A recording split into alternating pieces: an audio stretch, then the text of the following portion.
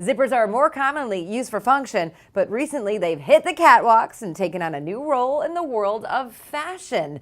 They've been on trend for many seasons now, so today we're going to redesign an old t-shirt using zippers for fashion over function. Let's get started.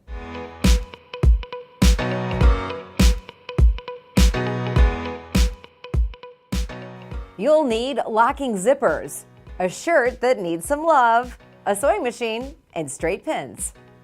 Now, I really like the look of an exposed zipper, so first, let's play around with the placement of the zippers. Today, we'll use just one and add a lapel zipper.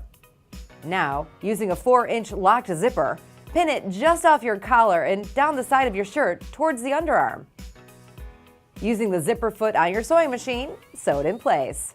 Next, cut the fabric underneath the zipper teeth. And there you have it, a great way to accessorize your t-shirts by adding zippers to update your look.